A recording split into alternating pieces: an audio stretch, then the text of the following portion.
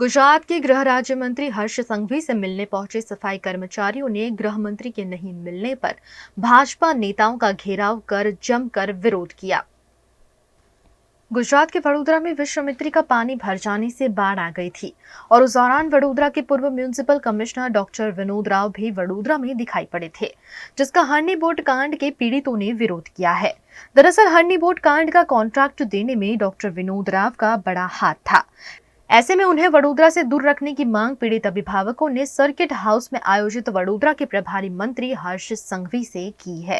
गृह राज्य मंत्रीએ પહેલા દિવસથી એમને જણાવ્યું છે કે તેઓ સરકાર તરફથી આ તમામ જે વિષય બન્યો છે એમાં ખૂબ જ સ્ટ્રોંગ સ્ટેન્ડ લીધું છે અને એમની સાથે જ છે અને આજે પણ એમણે જે અમુક એમની લાગણી જે વ્યક્ત કરી તેમાં પણ માનનીય ગૃહ રાજ્યમંત્રીશ્રીએ એમને ખૂબ જ શાંતિથી સાંભળ્યા, એમના અમુક પ્રશ્નોના ત્વરિત ઉકેલ આવે એ માટે સંબંધિત પદાધિકારીઓને સૂચના પણ આપી છે અને ફરી જ્યારે તબક્કાવાર એ જે સૂચના આપી છે એનું જે કંઈ પણ પરિણામ આવે એ માટે એમણે તમામ વાલીઓને કીધું છે કે હું ફરી એકવાર આવી અને આપને મળવાનો છું અને આપને ક્યારેય પણ કોઈ પણ પ્રકારની રજૂઆત કરવી હોય તો એમણે એવું ત્યાં સુધી કીધું છે કે મારા ઘરના દરવાજા પણ આપ માટે ખુલ્લા છે।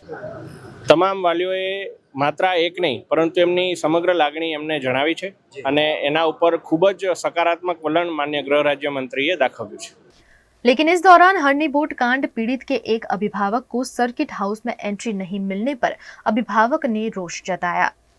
2024 18 जनवरी को जो बोट कांड हुआ था और वो जो बोट कांड जिस करप्शन के आधार पे हुआ था, तो उस करप्शन में जो करप्शन करता है, जो हाईकोर्ट ने जिसको माना है कि भाई विनोद राव इसमें सीधा सीधा इन्वॉल्व है करप्शन में, तो उसके ऊपर कार्रवाई होनी चाहिए, उसको सस्पेंड करना चाहिए। हमने यही रजूआत करी सर को कि भाई जो इसमें अधिकारी भी जो है जो अभी रिटायर हो रहे हैं तो उनका सेलिब्रेशन किया जा रहा है रिटायरमेंट का, तो वो चीज़ भी गलत है। वो चीज़ देख के हमें कहीं ना कहीं ऐसा लगता है कि भाई हमें न्याय मिलेगा कि नहीं मिलेगा। हमने सर को वो भी रजूआत करी तो सर ने हमारी सारी बातें सुनी और हमें आश्वासन दिया है कि भाई जो भी इसमें आरोपी है सबके ऊपर हम कार्रवाई करेंगे।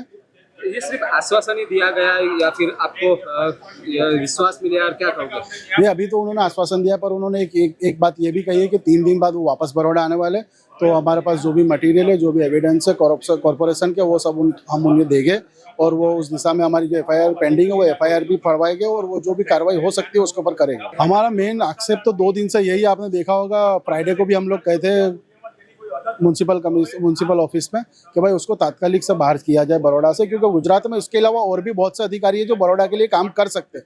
तो क्या ऐसी मजबूरी है गुजरात प्रशासन की कि उसको तुम बार बार लाते हैं? जिस तरह से इतने महीने बीत गए आपके जो इस न्याय के लिए आप इतनी लड़ल लड़ रहे हो और इतना विलम्ब हुआ, उसके बारे में क्या कहोगे? ये देखिए, विलम्ब का तो ऐसा है कि भाई जो न्याय प्रणाली है उसका जो समय लगेगा वो तो लगेगा ही, परंतु हमें हिंदुस्तान की न्याय प्रणाली से पूरा विश्वास है कि भले ही देर से ही पर हमें न्याय तो चौक्कस मिलेगा। जो विनोद राव है और जो भी उसके अलावा स्कूल है या कॉरपोरेशन के अधिकारी, ये कोटिया प्रोजेक्ट के जो भी आरोपी जो छूट गए, हमें पूरा न्याय तंत्र से विश्वास है कि वो सबको वापस हिरासत में लिया जाएगा और सबको सजा मिलेगी। जिन लोगों पे आक्षेप लगा है वही लोग कामगिरी करते नजर आ रहे हैं आपको, क्या कहेंगे? कॉरपोरेशन से ये कामगिरी सही है क्या? ये तो हमें ऐसा लगता है कि कॉरपोरेशन की कोई मजबूरी हो सकती है या कॉरपोरेशन को उन्होंने इतना दबाया है कि वो कॉरपोरेशन उनको कुछ कर नहीं सकती। पर मजबूरी किस तरह, जिस तरह से इतने बच्चों ने जान घुमाई, तो उस मजबूरी के सामने तो आपका बहुत कुछ आपने घुमाया है। हाँ, अब वो मजबूरी तो आप मेयर से जाके पूछिए ना कि वो क्या मजबूरी है कि आप विनोद राव को वापस लाए। क्यों आपने गृह मंत्रालय को और गुजरात सरकार को नहीं कहा कि भाई हमें विनोद राव नहीं चाहिए बड़ौदा में? वो क्या मजबूरी है वो मेयर बताएगा, वो हम कैसे बता सकते हैं? हमारे लिए तो सीधा सीधा कातिल है हमारे बच्चों का।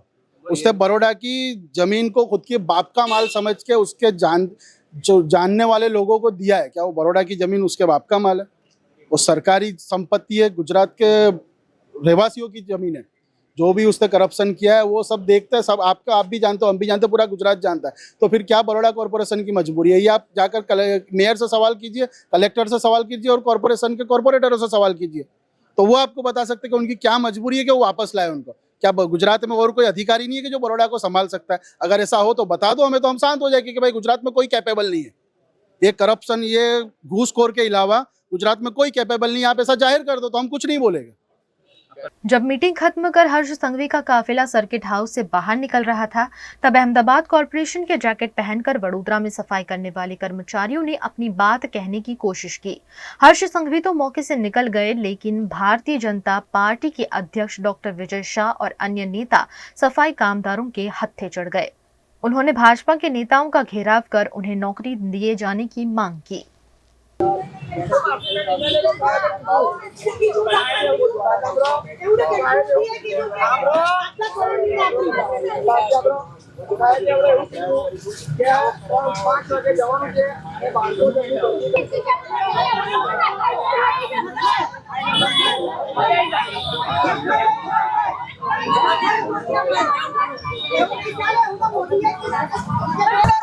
એમનો આજે 8,000 માં નોકરીઓ તમે ગંદકી ઉઠાવો છો, સારા માવી જોઈએ તમને. આયરે ભાજપ બોલો ને તમે. અમે કેટલા વર્ષોથી બેરોજગાર છે. હા અને આ બધાને નોકરીઓ કેવી રીતે લઈ લે છે જ ખબર નહીં પડતી. એક દાડો કામ કર્યું એને લઈ લે, બીજા બધા કેટલા બધા બાકી રહી ગયા છે. હજુ અમારું કામ ધંધો નહીં, બચ્ચાઓ છે. નોકરીઓ માટે તમે આવ્યા છે, નોકરી અમારે જોઈએ ને. શહેરની વાત કરીએ તો શનિવારના ધરણા પર બેઠા હતા અને પહેલા આ હલકટ લોકો જે મોટા મગરમચ્છો બેઠેલા છે મહિલાઓને સન્માનની વાત કરે છે, પરંતુ મહિલાઓને તમે એવું પૂછો કે તમને બાથરૂમ જવા દીધા છે અંદર? તમે સારા હલકટ, તમને હલકટ ના કહીએ તો તમને શું કહીએ? કામગીરી કરી છે, કામગીરીનું એમને વેતન મળ્યું નથી. મેં એમને એવી ખાતરી આપી છે કે સાંજે સ્થાયી સમિતિના અધ્યક્ષને ત્યાં આપણે જવાનું, કોર્પોરેશનમાં જવાનું, જે તમારી જૂની જે બાકી છે એ તમને રકમ મળશે અને આ રકમ મળે, કદાચ કોઈ મુશ્કેલી પડે તો ભારતીય જનતા પાર્ટીના કાર્યાલય પર આવીને રજૂઆત કરવાની તમને છૂટ છે. રકમ નથી જોઈતી, અમને શું જોઈએ? રકમ નથી જોઈતી, અમને નોકરી જોઈએ. નોકરીની માંગ એમની છે, નોકરીની માંગ એમની છે. 1200 આ બેન સદંતર ખોટું બોલે છે. 1200 લોકોને નોકરી આખા ગુજરાત. આ બેન સદંતર ખોટું બોલે છે. આજ બેન સદંતર ખોટું બોલે છે. આજ વર્ષે 1200 લોકોને આજ વર્ષે નોકરી આપી છે. વડોદરા કોર્પોરેશનમાં નોકરી આપી છે. 1200 લોકોનું લિસ્ટ તમને આપી શકીએ એમ છે. બેન લોકોને ઉશ્કેરી વિસ્તારનું વાતાવરણ ખરાબ કરવાનો પ્રયત્ન કરે છે, શાંતિ ડોળવવાનો પ્રયત્ન કરે છે. બેનને ખબર જ નથી કે વડોદરા શહેરમાં કોરોનાના સમયગાળામાં જેણે કામ કરેલું છે એ બધા જ લોકોને, કોરોનાના સમયગાળામાં જેમણે કામ કરેલું છે એ બધા જ લોકોને બેનને બધી જ વાત કરવાની છૂટ છે.